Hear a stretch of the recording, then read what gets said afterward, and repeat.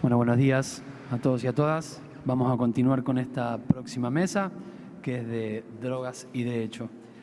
Entiendo que es una mesa muy importante para poder aportar en los debates que venimos brindando en el día de hoy, en esta jornada histórica. Y también entiendo que es una mesa de transición, en tanto la precede la mesa de drogas y poder legislativo y vamos hacia la de drogas y salud mental y reducción de riesgo y daño. ¿Por qué de transición? Porque hay una de las cuestiones que sí han sido centrales y se han venido planteando. Una de ellas es esta cuestión de poder separar la cuestión del narcotráfico de la cuestión de los consumos, ¿sí? Se planteó el tema de las adicciones no como una cuestión de seguridad, sino, entre otras, como una cuestión de salud. Y en el plano legislativo tenemos dos cuestiones que han sido aportes fundamentales y que forman parte de las conquistas y de las deudas pendientes al mismo tiempo. El fallo Arriola es un fallo central y que debe leerse, como también las leyes, en clave contextual, ¿sí? En el 2009 se da el fallo Arriola y en el 2010 se da la sanción de la Ley Nacional de Protección de la Salud Mental. Primera ley que introduce en su artículo 4 el tema de las adicciones como parte integrante de las políticas en salud mental. Cuestión que no es menor, ¿sí?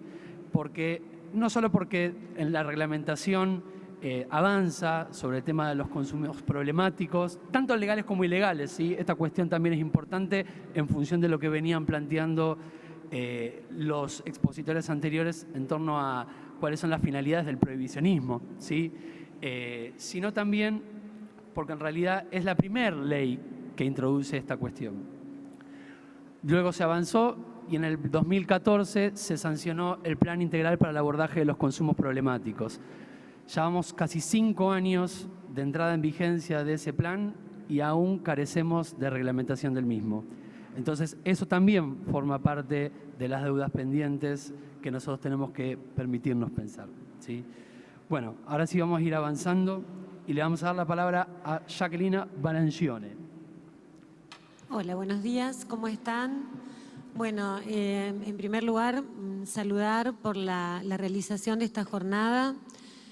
Muy honrada de estar acá, invitada por RESET, que es una asociación con la que venimos trabajando desde su nacimiento. En realidad, con Mariano Fusero nos conocimos en Santa Fe formando parte de un mismo panel cuando se amenazó el año pasado con la desfederalización del tratamiento de la ley de estupefacientes, queriéndola llevar a la provincia de Santa Fe. Mi rol actualmente dentro de lo que es la justicia santafesina, yo soy la defensora general de la provincia, con la salvedad de que nosotros tenemos un servicio público de defensa penal solamente, que se creó hace unos años atrás, 6, 7 años atrás, en el marco de la implementación de un nuevo sistema de justicia penal en Santa Fe, que pasa de un sistema inquisitivo, un sistema escrito que teníamos, el más antiguo del país, por un fallo de la Corte Nacional que interpela a la provincia a urgentemente cambiar, se instala finalmente una ley, un nuevo Código Procesal Penal con un sistema acusatorio. En ese marco se crean unas leyes de herramientas, entre las cuales se crea el Servicio Público Provincial de Defensa Penal, que es una defensa autónoma. Pertenecemos al Poder Judicial, pero somos autónomos del Poder Judicial. Hago esta salvedad porque nosotros todavía no somos defensa integral, como tiene, por ejemplo, la Nación y como tienen la mayoría de las provincias que ya tienen su sistema acusatorio, porque fuimos creados justamente para la implementación del sistema de justicia penal. No obstante, nosotros, desde la propia defensa pública, tenemos presentado en la legislatura santafesina un anteproyecto que convertiría a nuestro servicio en un ministerio de la defensa pública, desde el cual podríamos tener un abordaje mucho más completo y de mayor incidencia en este tema, en el que actualmente nosotros, como somos defensa pública penal provincial, no tenemos intervención, porque en Santa Fe no está desfederalizada, no se provincializó el tratamiento judicial de la ley de drogas. No obstante, ustedes dirán, bueno, ¿qué hace esta mujer acá? Cuando Mariano me invitó, RESET me invitó, yo le pregunté, Mariano, a ver, ¿de qué querés que hable? Porque podemos desarrollar cualquiera de estos temas. que tan interesantes se vienen dando ya en los paneles precedentes, tanto en la introducción como en el primer panel. Cualquiera de ellos a nosotros nos interesa y además tiene que ver con la realidad de los presos que nosotros tenemos en la provincia. La provincia de Santa Fe, que es La Bota, me olvidé de poner en el PowerPoint un mapa, es La Bota, estamos más o menos en el centro, cerquita de Buenos Aires, es la tercera provincia a nivel poblacional del país. Tenemos 3,5 millones más o menos de habitantes y tenemos alrededor de 6.500 presos en total, de los cuales más o menos 700, 800 son presos federales. Nosotros, como Defensa Pública, tenemos, en primer lugar, la misión número 1 nuestra es brindar defensa técnica en los juicios penales a las personas que no la tienen por motivos económicos o porque optan por una defensa pública, pero también tenemos lo que es el monitoreo de todos los lugares de encierro, porque a nuestro cargo está todo lo que tiene que ver con el control de los derechos humanos y de las afectaciones de los derechos humanos que se pueden dar en los lugares de encierro. También llevamos adelante un registro de violencia institucional. Yo preparé un PowerPoint, no se asusten que no es muy largo, es como para hacer un poquito gráfico por un trabajo que creo que podía ser de aporte a esta jornada, que es ejemplificar lo que pasa en una provincia como la provincia de Santa Fe, que contiene la ciudad de Rosario, que denominada muchas veces como la Chicago Argentina. Saben que en Rosario hay muchos problemas de este tipo, se persigue el narcotráfico. Olvidémonos de la banda de los monos, de los canteros, los caminos que están todos presos, están en Piñero y no fueron un descubrimiento ni un hallazgo de la Policía Federal ni de la Justicia Federal, sino que cayeron en la justicia provincial por otro tipo de delitos, investigándose homicidios y demás. Se encontraron con todo esto. Bueno, ellos están en Piñero.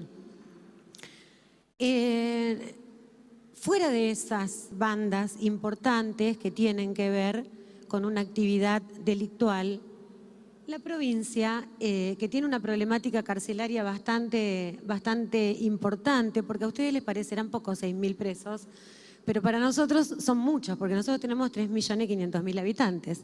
Y si ustedes se fijan, a ver si este es el botoncito. Bueno, miren, voy a venir yo acá.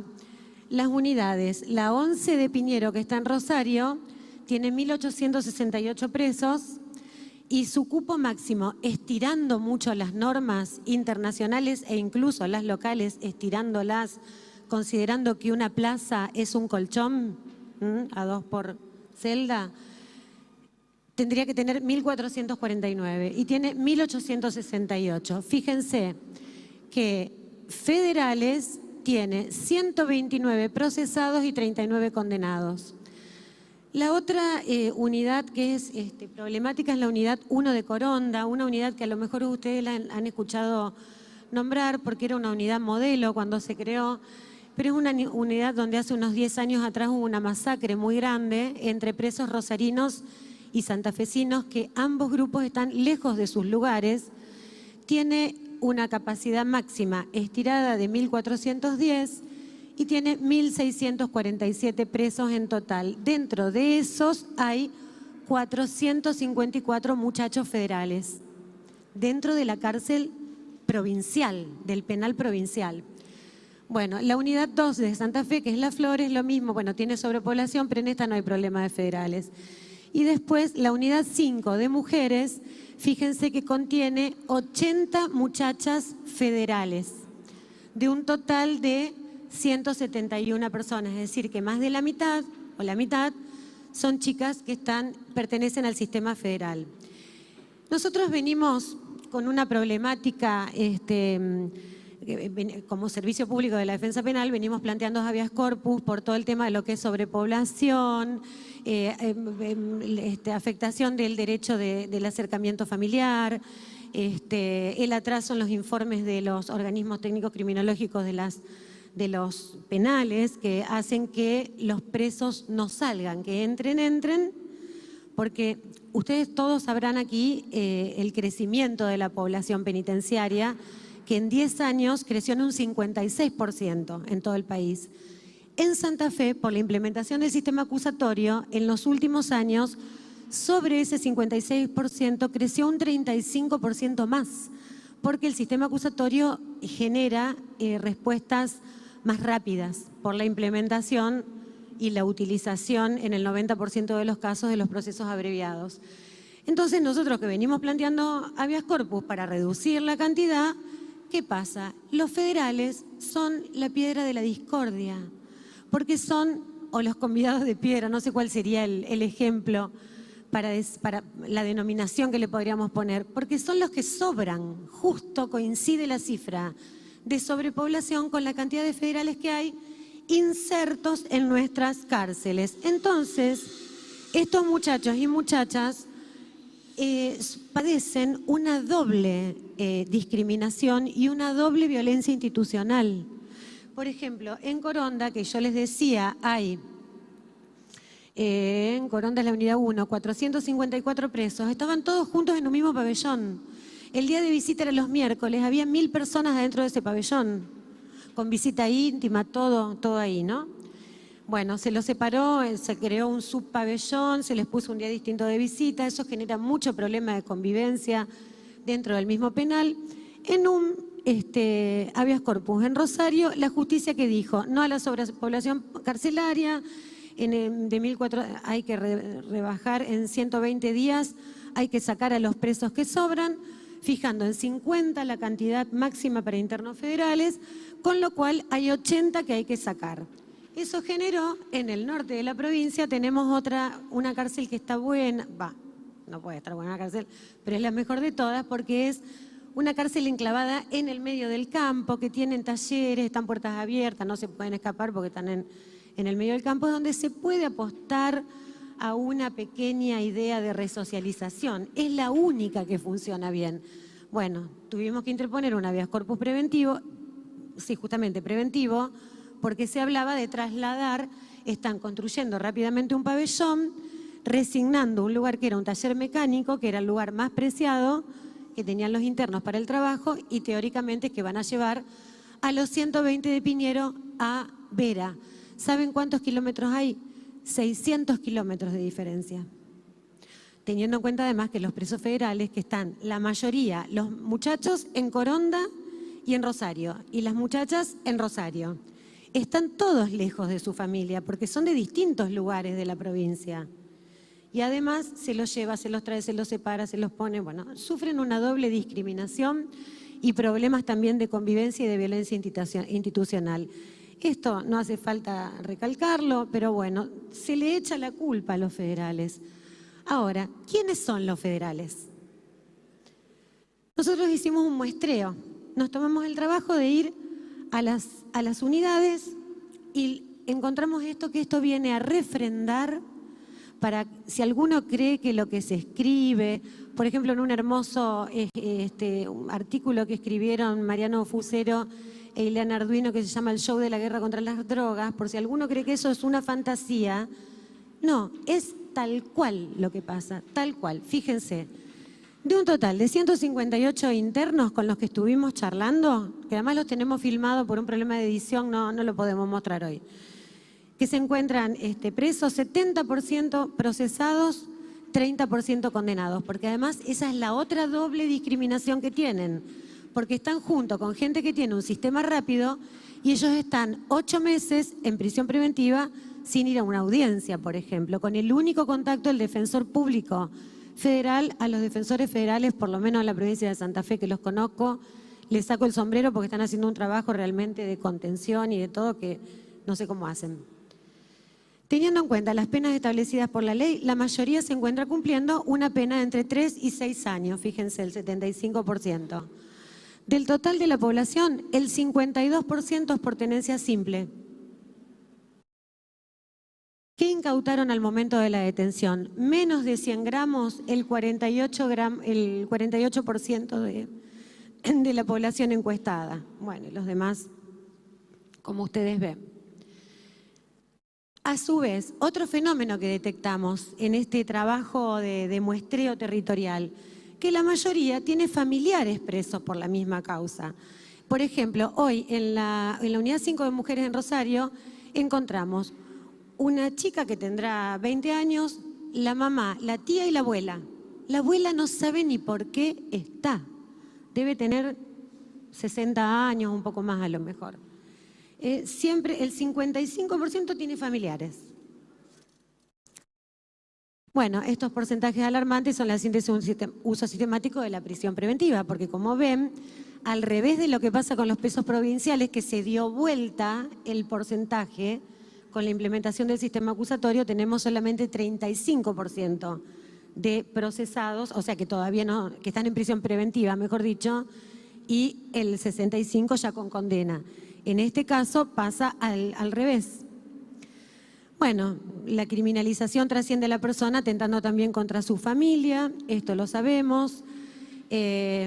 También estos hechos demuestran, estos datos que nosotros relevamos demuestran que la política criminal es la persecución del kiosquito, del micromenudeo y del consumo, separado por una fina raya del micromenudeo, porque además recae siempre en los sectores más populares de la población. Y sabemos, por lo que ya aparte se ha dicho, y es de perogrullo en esta jornada, que la criminalización no debe ser la respuesta. Mire, fíjense, esto va con el título de este artículo de Mariano y de Ileana Urduino, el kit básico del show de las drogas. Bueno, todo el despliegue mediático, Venado Tuerto. Venado Tuerto es al sur de la provincia. Hay que justificar un juzgado federal ahí, entonces tienen que hacer. Continúa la prisión los detenidos por el juzgado federal, principio de incendio. En este caso agarraron a ver si dice acá, a 22 chicos, 22 se llevaron, 17 muchachos y 5 chicas. Algunos fueron a Rosario, a la exalcaidía, todo policial, ni siquiera servicio penitenciario. Y otros lo metieron en la alcaidía de Melincué. Es una alcaidía que nosotros tenemos puestos y ganados un montón de habeas corpus y no logramos que se cierre y que trasladen a esos pocos muchachos a algún penal. Lo que pasa es que tampoco hay penales, ¿no? En este caso, que esto eran las noticias dispuestas por el titular del Juzgado Federal de Venado Tuerto, donde secuestran estupefacientes, armas de fuego, municiones, dinero en efectivo, vehículos, teléfonos, balanzas y plantas de marihuana, y por el cual quedaron detenidas en prisión preventiva 22 personas. Bueno, algunos fueron a Melincué, el procesamiento aún está sin apelar. Esto es todo lo que encontraron. 24 gramos de marihuana, 6 gramos de cocaína, una planta de cannabis, pipas y papel de armado. Esto lo investigué yo porque no está en los medios. Tuvimos que hablar con un montón de gente. Y, por ejemplo, lo que no les conté de este caso, que en la alcaidía de Melincué se incendiaron y falleció un chico de 19 años que estaba en prisión preventiva por este caso, que no tenía antecedentes y que era sostén de su familia. 19 años. Bueno, como esto roza la violencia institucional. Este es un caso de hace 2 semanas atrás, en Rafaela, hay que justificar un juzgado federal en Rafaela. Se ordenaron múltiples allanamientos por comercialización de drogas. Operativo exitoso, 9 personas detenidas. No logramos conseguir la cantidad de droga incautada, teléfonos, autos, un gol y creo que 480 pesos. 9 allanamientos, uno en la provincia de Santiago del Estero. Y figúrense ustedes el gasto, el despliegue policial, judicial, etcétera. Pero sí tenemos la fotito, fíjense, de lo que incautaron. Bueno, acá un poquito de plata, ahí hay una plantita, acá hay unos papelitos de armar, unas bolsitas y eso es todo. Este es otro, el kit del show, narcomenudeo. Condenaron a 5 dealers barriales que operaban en la ciudad de Rafaela. Estos muchachos los entrevistamos, están en Coronda. Esto arrancó en el 11 de noviembre del 2016, ¿con qué? Con una denuncia anónima, donde teóricamente se iba a perseguir una banda. En diciembre del 17 se ordenaron los allanamientos, amplio despliegue de la PDI, Policía de Investigación de Narcotráfico.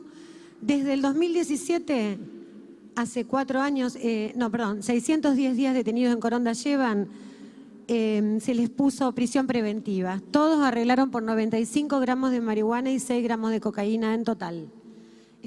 Todos los cinco dealers estos. Bueno, entonces, estos son imágenes de mujeres. Yo lo dejo que esto circule si lo quieren seguir viendo.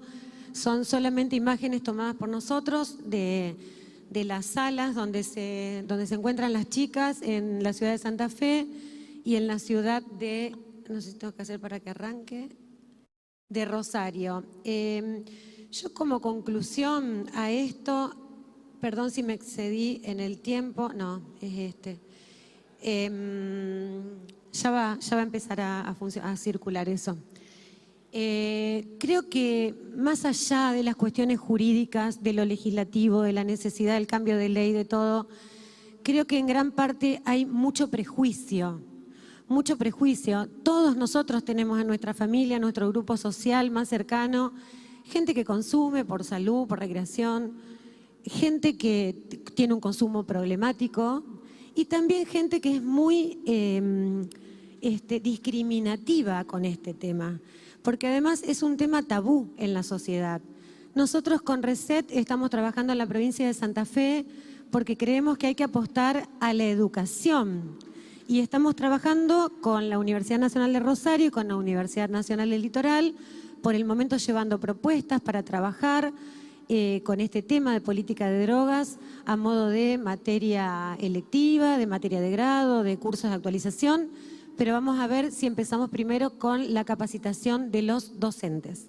Hemos encontrado una buena recepción por parte de los decanos de las distintas carreras con las que nos hemos podido reunir en los rectorados, pero también hay mucho prejuicio, hay mucho como miedo, mucho tabú, es muy tabú el tema. Creo que la revolución, digamos, el cambio de esto tiene que ser social. El tema de las mamás cultivadoras es muy importante, ha dado a conocer, a difundir, a visibilizar. Pero bueno, nosotros esto, miren, fíjense, esa es una nenita que tiene 3 años y nunca salió de ese lugar. Nunca, una sola vez fue al médico. No, están prisionizadas con sus madres, porque este es un problema que ya estoy excediendo mi tiempo, pero el tema de las madres que no puede dar la justicia el modo de cumplir en prisión domiciliaria porque no tienen las condiciones sociales básicas para hacerlo. Entonces la solución es la prisonización de los chicos y que desde el Ministerio de Seguridad, por lo menos de la provincia de Santa Fe, se les ocurra como gran idea crear una parte como si fuese un jardín de infantes adentro del penal, cuestión a la que nosotros nos oponemos, pero bueno, son las fichas con las que jugamos. Muchas gracias.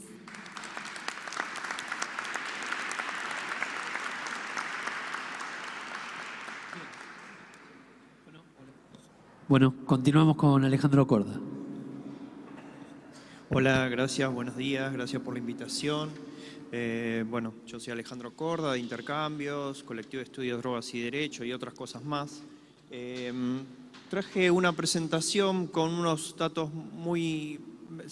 Me surgió el interrogante de esto, ¿qué pasó antes y después de Arreola con las causas de usuarios? Yo suelo trabajar con datos, me gusta trabajar con datos. Y lo que pude un poco reconstruir es que pese al fallo, las causas de drogas de usuarios siguieron aumentando. Esa es la gran conclusión. O sea, el fallo Arriola no impactó en la generación de causas de usuarios. Después podemos explicar un poco el itinerario. Sabemos que las fuerzas de seguridad tienen un rol protagónico en la definición de la magnitud de las causas de drogas, sobre todo respecto de los usuarios. Pero bueno, hice el siguiente ejercicio. Bueno, una breve historia. En los años 90 es donde crece la cantidad de causas por droga en general, pero particularmente concentrada en la ciudad de Buenos Aires. Históricamente la ciudad de Buenos Aires fue la que en general donde había causas de drogas, en el resto del país, en algunas ciudades grandes por ahí, pero no, la mayoría se concentraba en la ciudad de Buenos Aires. Y es en los años 90 donde se advierte este aumento de la actividad de aplicación de la ley penal por drogas. Hay una alta concentración de causas de tenencia para consumo personal. Este es un gráfico que muestra la evolución en la ciudad de Buenos Aires. Sobre todo miren cómo está construido a partir de distintos datos. No había mucha información en ese momento, ahora hay, aunque alguna tampoco tan clara. Pero vean cómo en la década del 90 las causas de drogas crecen, sobre todo en el Foro Federal de la Ciudad de Buenos Aires. Después es como que se estabiliza, pareciera ser que por los 2000 en el fuero empieza a ver como, bueno, se llegó al pico y de ahí no para, no sigue subiendo. En los 90 la primera descripción que hizo la Dirección de Política Criminal, a cargo en ese momento de Mariano Ciafardini, había hecho un relevamiento de causas a mediados de los 90 que mostraba este famoso dato que el 70% eran causas de usuarios. Esto después se modifica, este porcentaje se reduce, pero sigue siendo una parte importante de los casos. Bueno, el perfil de persona imputada era a partir de distintas investigaciones: varón joven argentino, soltero, sin antecedentes penales ni encarcelamientos, detenido en la vía pública, con menos de 5 gramos de marihuana o cocaína, que no estaba cometiendo otro delito y no tenía armas. Claramente un perfil que desmitifica el estereotipo que en general se construye sobre el usuario de drogas peligrosos y que está asociado a la comisión de delitos. En los 90 también la Dirección de Política Criminal empieza a relevar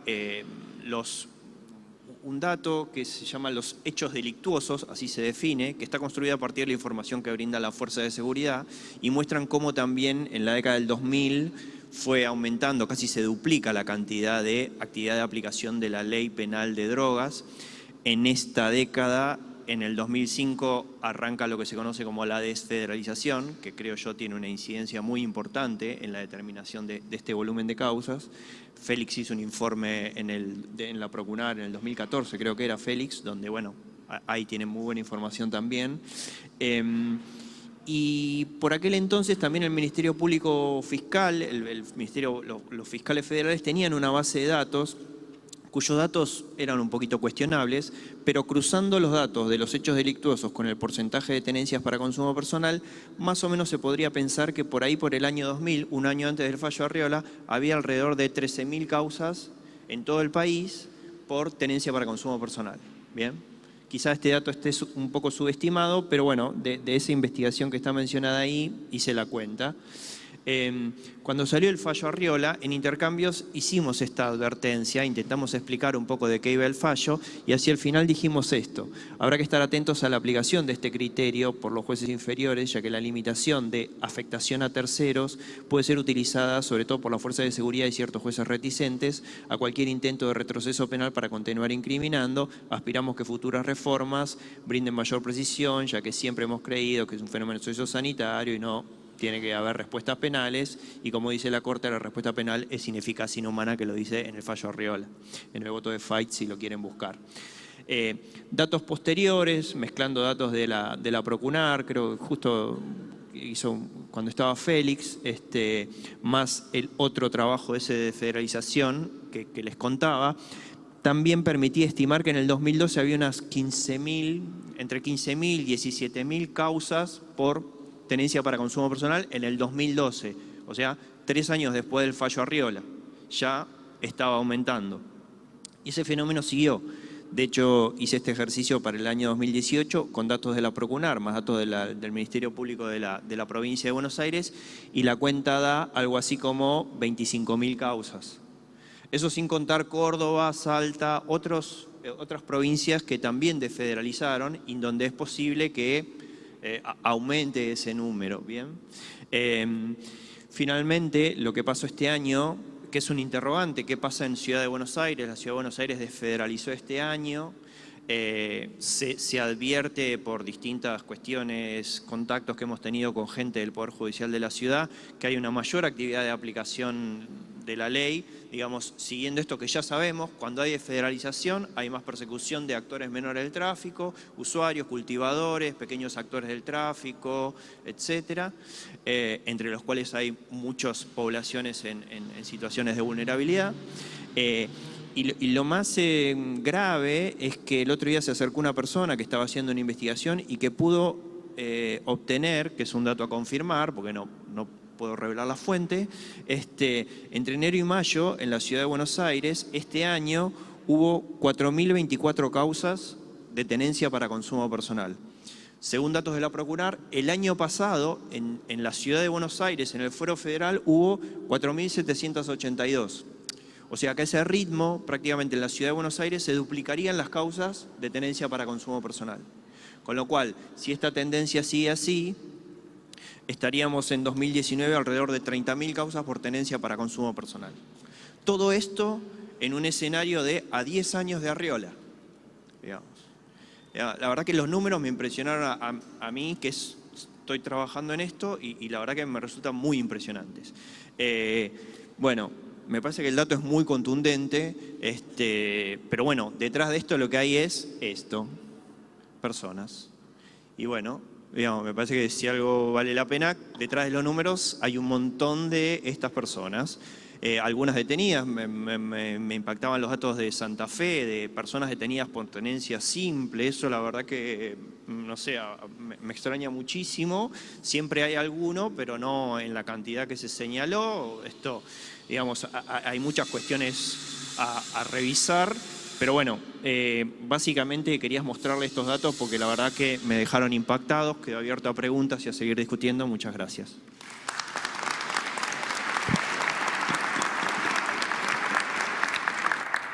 Continuamos con Eleonora Devoto. ¿Soy yo? Bueno, mi nombre es Eleonora Devoto, algunos me conocen. En primer lugar, quiero agradecer la convocatoria, especialmente a Cynthia Hedge y a todos los organizadores. Bueno, he tenido un problema, me olvidé en el taxi, dejé en el taxi mi escrito, por lo tanto va a ser puramente espontáneo lo que diga.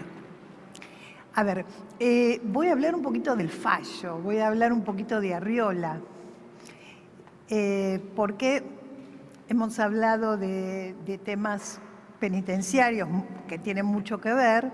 Nos ha traído Alejandro una serie de datos muy interesantes, pero a mí me gustaría también reivindicar un poco a Arriola. También no es que lo voy a criticar, pero en comparación con Basterrica, yo diría que Basterrica es un fallo todavía más garantizador. Sin perjuicio de que la remisión constante que hace Arriola a Basterrica hace que también Arriola sea Basterrica. Ahora voy a decir por qué me parece que Basterrica es un poco más amplio, es un poco más garantizador.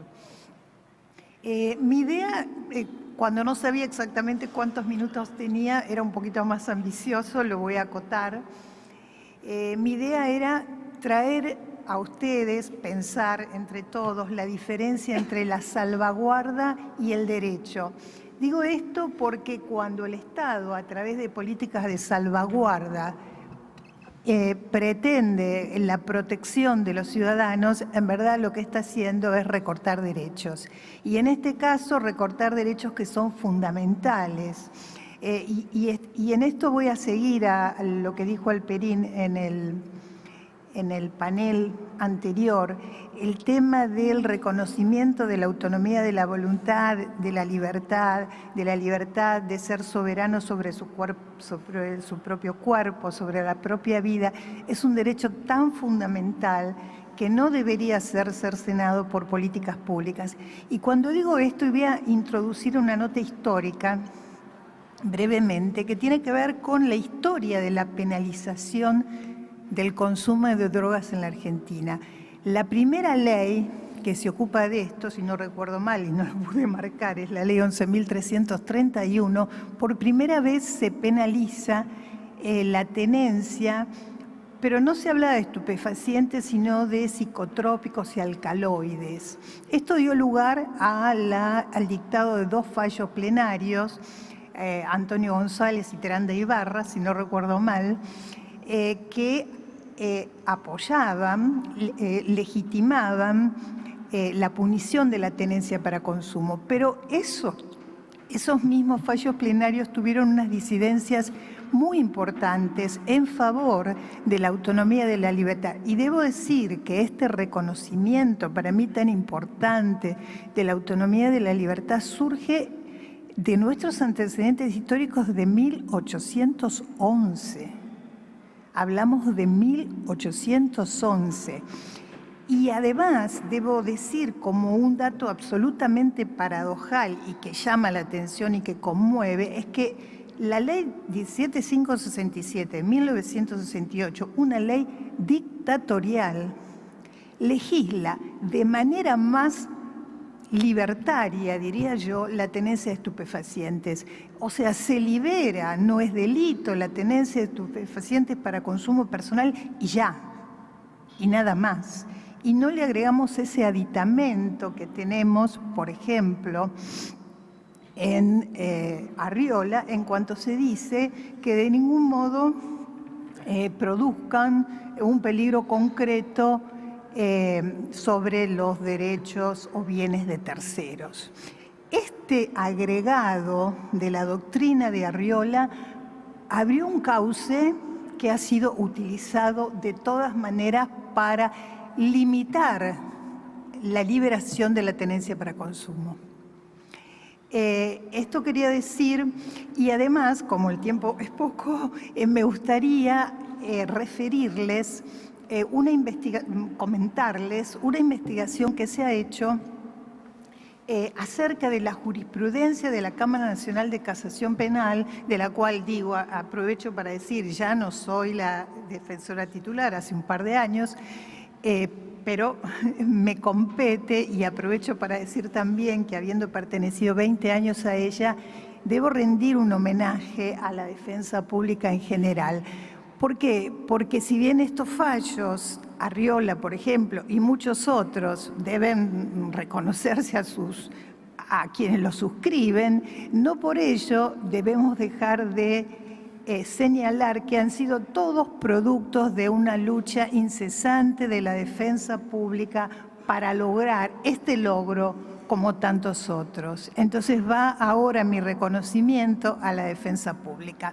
Bueno, esta defensa pública, a través de la Secretaría de Capacitación y Jurisprudencia, ha hecho una muy interesante mapeo, ellos lo llaman mapeo, acerca de cómo impactó Arriola en la resolución de los jueces de la Cámara Nacional de Casación Penal, que como todos sabemos son los que en definitiva, más allá de la Corte, resuelven sobre estas cuestiones. Voy a dar pocos datos, pero sí algunos que me parecen muy importantes. En primer lugar, hay 4 jueces, o por lo menos 3 jueces de la Cámara de Casación Penal que directamente no han aplicado nunca el antecedente Arriola. Nunca. Hay otros jueces que lo han aplicado en forma reducida y otros que han tenido una posición más abarcadora del precedente. Yo los voy a nombrar porque no, esto es público, ¿no? Los jueces Catucci, Ricci y David, que ya no es más juez, sabemos, pero en su momento, esta es una investigación que se hizo entre julio de 2016 y diciembre de 2017.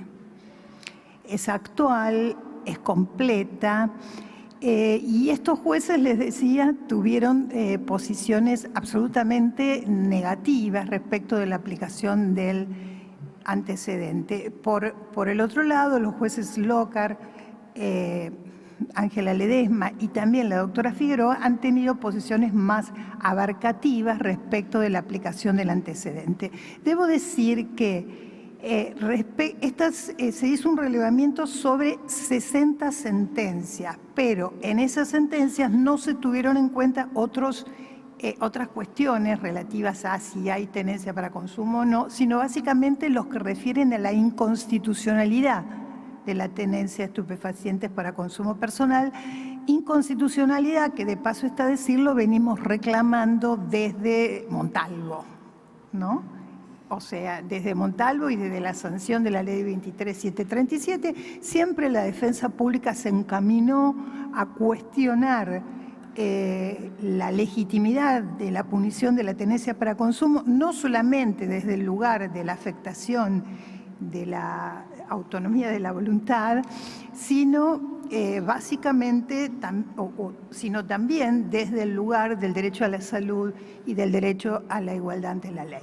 Les decía que hay 60 sentencias en las que en ese periodo, 60 sentencias se estudiaron, y de esas 60 sentencias el 49,7%, ese porcentaje es aquel en que no se sostuvo la aplicación del antecedente. Esto es, se revocaron las sentencias en donde se había aplicado el antecedente de Arriola. Y solamente en el 22% de los casos se aplicó el antecedente cuando los jueces llamados inferiores no lo habían aplicado. Esto marca una muy baja aplicación del antecedente Arriola. Ahora, mínimamente averigüemos por qué. Bueno, los baremos que se tienen en primer lugar, debe decirse, como ya les adelanté, la jurisprudencia de estos jueces, el dictado de estos jueces es absolutamente vicariante, y se carecen de datos como para corroborar por qué los jueces actuaron de ese modo, por qué decidieron de ese modo, esto generando una absoluta incapacidad de previsibilidad de cómo van a dictar en el futuro. Pero además se advierten diferencias entre los propios jueces. O sea, ejemplo, el juez Hornos, a quien respeto y tengo afecto, pero en una causa donde se discute la cuestión de la vigencia del antecedente en la cárcel. Esto me parece un tema absolutamente interesante y relevante. ¿Es posible mantener el estándar libertario de Arriola también en la cárcel? Por supuesto que sí, digo yo. El doctor Hornos en su primer momento en la causa Díaz dice no, porque existen cortapisas, existen necesidades en la cárcel que tienen que ver con la seguridad, siempre la seguridad en las cárceles, que impiden que exista como un derecho a la intimidad, a la privacidad en las cárceles. Esto a mí me subleva en lo personal. Pero después debo decir que el doctor Hornos, en varias causas, revierte su posición, ¿no? Y revierte su posición en buen sentido, según mi mirada, y dice, bueno, no hay ninguna razón para que una persona que está privada de su libertad ambulatoria esté también privada de otros derechos, y consecuentemente debe reconocerse que también en un ámbito carcelario existe ese derecho a la autonomía de la libertad. Ahora, yo me pregunto, y esto he tratado de hablarlo con personas que más específicamente trabajan en las cárceles, qué difícil, ¿no? Qué difícil que la tenencia de material estupefaciente en una cárcel sea una infracción grave, que no sea delito. Es terrible, ¿y cómo lo solucionamos? Es una tarea enormemente difícil para la cual quizás algunos de ustedes o todos deberíamos abordar este tema que es tan interesante. Bueno, la investigación está abierta para todos, está publicada en Asociación Pensamiento Penal, de la que soy socia, y es un trabajo de la... Pero antes de terminar, y ya termino, quería decirles, quería marcar esto que ya se dijo antes. A mí me parece que el proyecto de reforma del Código Penal, que creo que ahora se va a presentar de nuevo, no sé, porque tantas veces estuvo por presentar, legisla de manera absolutamente reaccionaria en el sentido de disminución de derechos. ¿Y por qué digo esto? Y este es siempre esto que se agrega.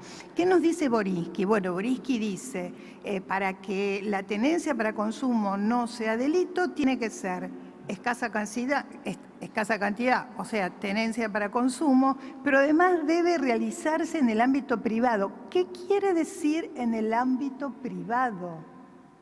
Entonces, recuerdo, y esto me parece importante, y en esto remedo a mi profesor Nino, ¿qué son las acciones privadas?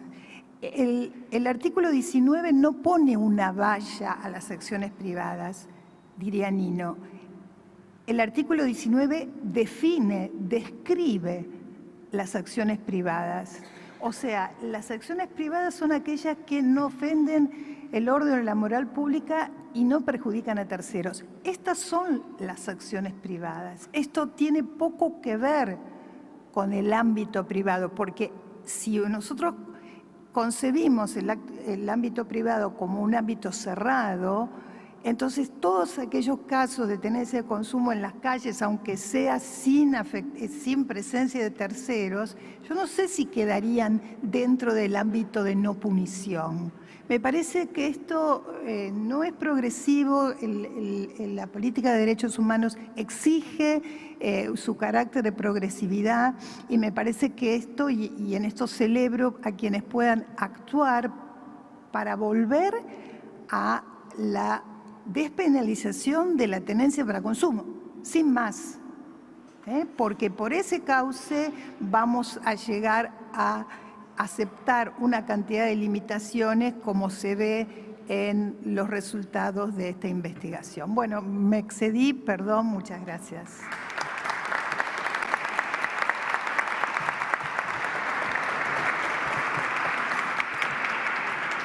Bien, a continuación le damos la palabra a Félix Cruz. Buenos días. Gracias, buen día. Gracias por la invitación a los organizadores, especialmente a Mariano, que ha sido el interlocutor en esta oportunidad.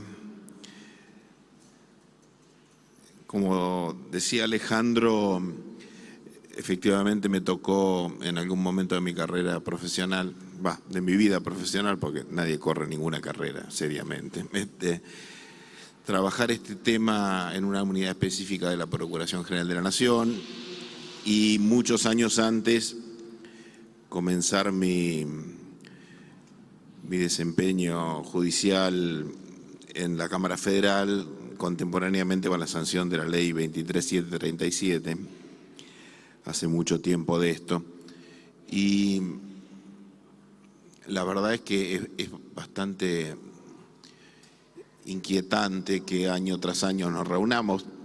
El frío me lo recuerda en general en esta fecha aquí en este ámbito del Senado, pero en alguna actividad en la cual memoramos eventos, hitos de esta naturaleza y volvemos a hablar de este asunto, ¿no? Claro, los 10 años le dan un impacto, los 10 años del fallo Arriola le dan un impacto fuerte, como todos los números redondos.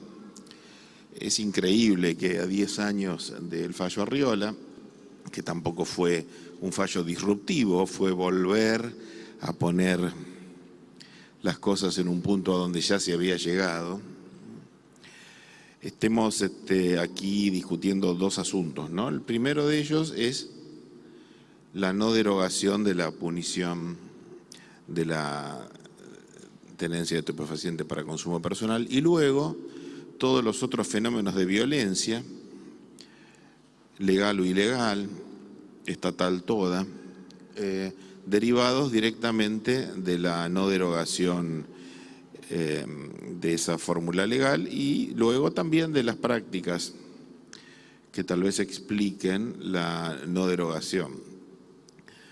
Una primera reflexión es acerca del sistema general de control de constitucionalidad en la Argentina, un asunto muy rápido, ¿no? Decir que si la Corte Suprema de Justicia, el máximo tribunal de la Nación, declaró la inconstitucionalidad de una ley y esa ley sigue vigente 10 años después, antes que interpelar al Congreso de la Nación, que debe ser interpelado, hay que preguntarse sobre la eficacia del sistema de control de constitucionalidad en la Argentina. Y esto vale para todo, quiero decir, con los alcances generales del control de constitucionalidad, pero bueno, hoy estamos reunidos acá para para intercambiar algunas ideas y reflexiones sobre este asunto específico. El hecho de que cualquier juez pueda declarar la inconstitucionalidad de una ley y que cuando ese tribunal que la declara es el máximo tribunal, sin embargo la ley siga vigente, me parece que instala a la vez que un enorme desorden en el sistema del control de constitucionalidad en la Argentina, que lo vuelve absolutamente imprevisible todas las leyes, también incluye la posibilidad del boicot judicial de las políticas públicas, para decirlo sin eufemismo, porque ya lo hemos visto, y quizá lo volvamos a ver, o no. Y también una disminución enorme del poder de la propia Corte, cuyos fallos son de cumplimiento obligatorio, pero non troppo, ¿no?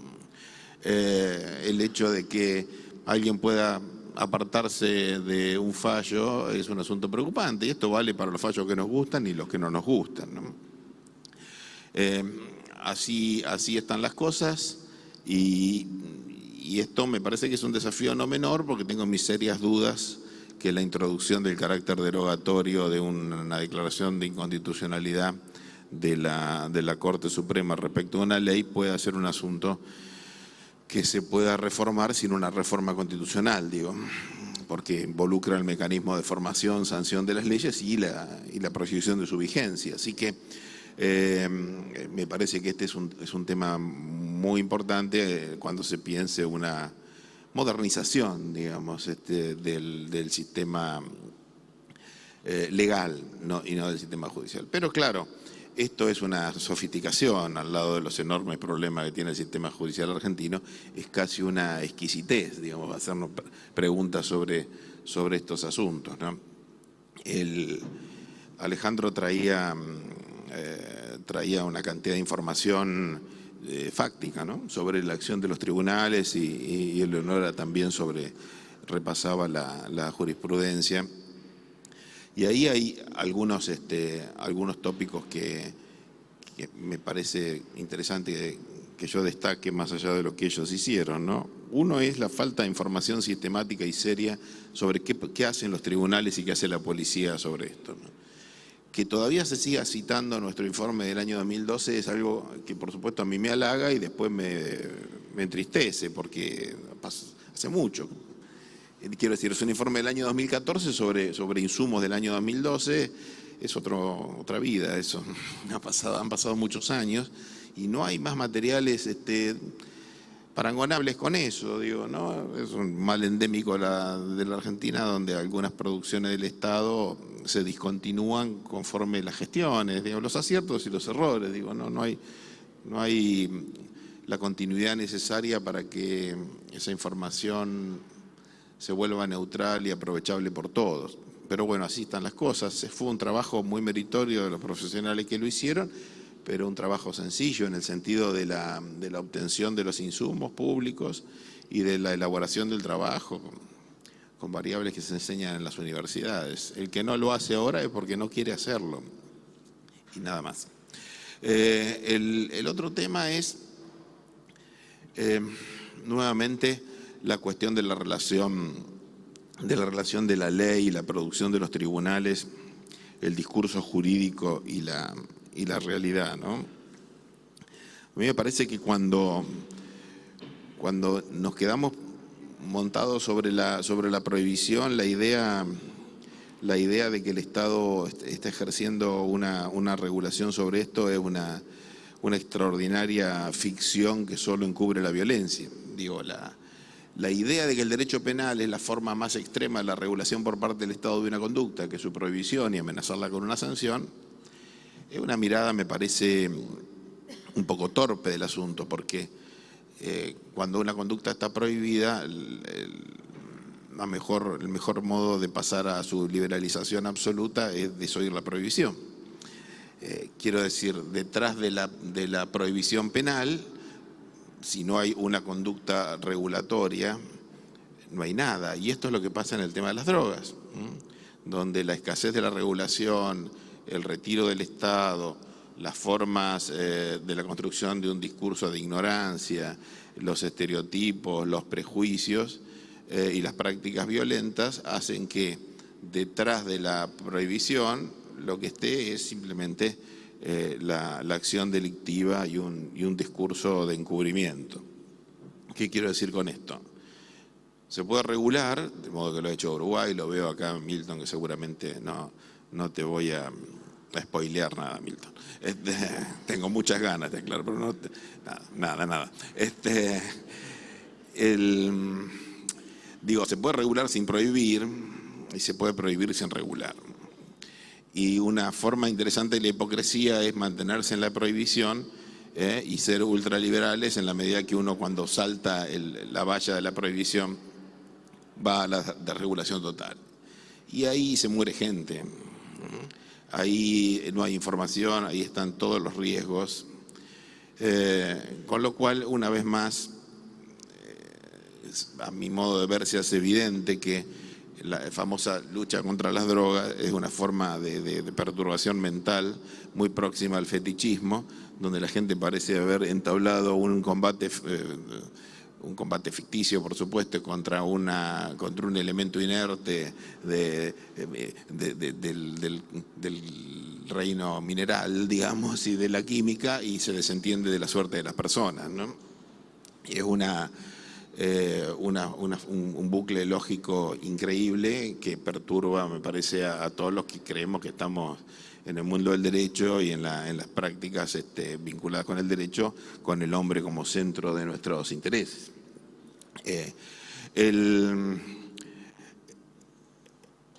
La República Argentina, el discurso prohibicionista, además, encubre la absoluta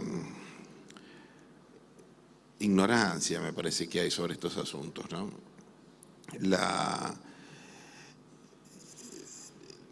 Es triste decir que no es que nos hemos detenido, sino creo que hemos retrocedido fuertemente en un debate serio y en una acción del Estado responsable respecto a estos fenómenos.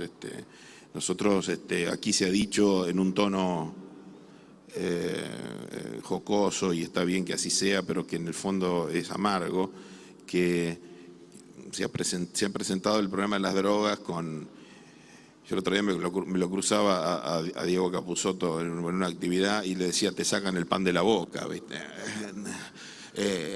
La presentación de la incautación de dosis de marihuana, digo, dos gendarmes de espalda al lado de dos plantines, digo, es una cosa que da vergüenza ajena, y alarma fuertemente cuando quienes lo hacen pretendidamente en serio, ¿no? Digamos, hemos atravesamos una situación que implica francamente un retroceso muy fuerte respecto a las políticas públicas del Estado sobre esta materia, y en este sentido, bueno, es un desafío de qué modo ponernos al día. Digo, este es un panel sobre el derecho y las drogas, y cuando nos desviamos naturalmente a las cuestiones de las prácticas del ejercicio del poder, porque la verdad es que el derecho es literatura fantástica, asunto que sabemos muy bien todos los abogados, porque en la medida en que este dispositivo retórico que es la ley se aplica por parte de actores del poder, como son los jueces, el derecho está a la altura que los jueces quieren darle, y ustedes saben muy bien a qué altura están los jueces de la República Argentina. De manera que nuestro desafío de hoy es, a mi modo de ver, enfocarnos fuertemente sobre las prácticas del poder que han hecho que en este momento de la historia argentina, la regla de interpretación de la ley, de la interpretación de la Constitución, de uno de los 3 o 4 artículos centrales de la instauración de la libertad de los habitantes de la República Argentina, que establece nuestra autonomía, nuestra libertad y nuestra dignidad personal, se vuelva letra muerta en las prácticas concretas del poder en el territorio en manos de funcionarios y agentes del Estado de ínfima jerarquía. Ahí y eso sí es lo único que existe, eso no es literatura fantástica, digamos.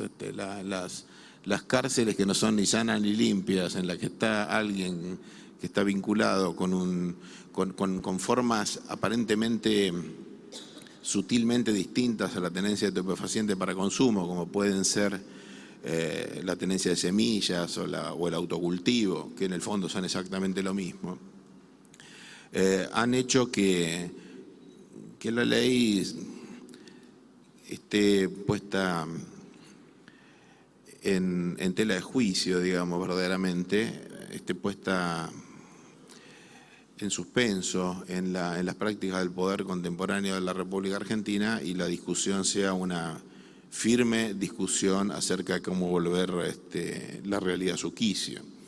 Todas las leyes se vuelven un absurdo conforme la sociedad masivamente desafía las normas. Digamos, me parece que en la República Argentina hace 20 años atrás, 25 años atrás, la tenencia de drogas para consumo personal pasó de ser marginal a ser minoritaria.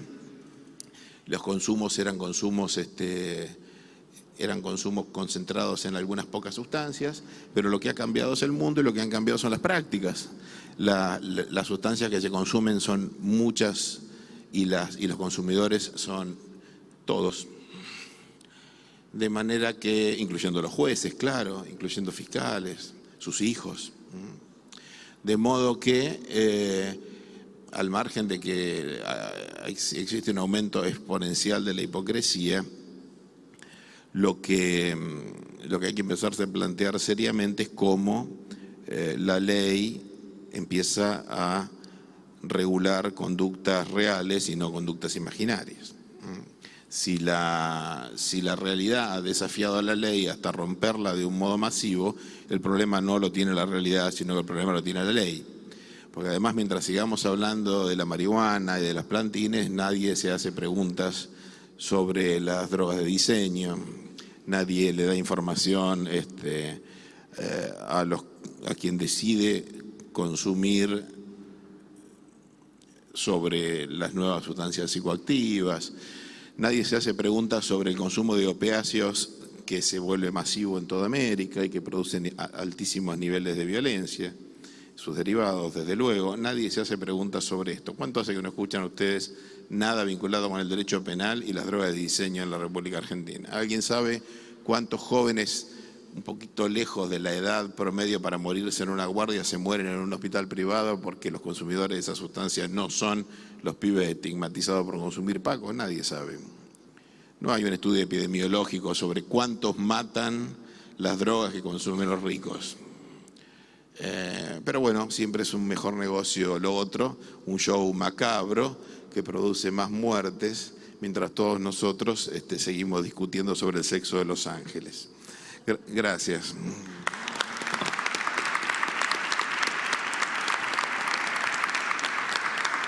Bien, para finalizar, algunas breves reflexiones en función de lo que plantearon los expositores.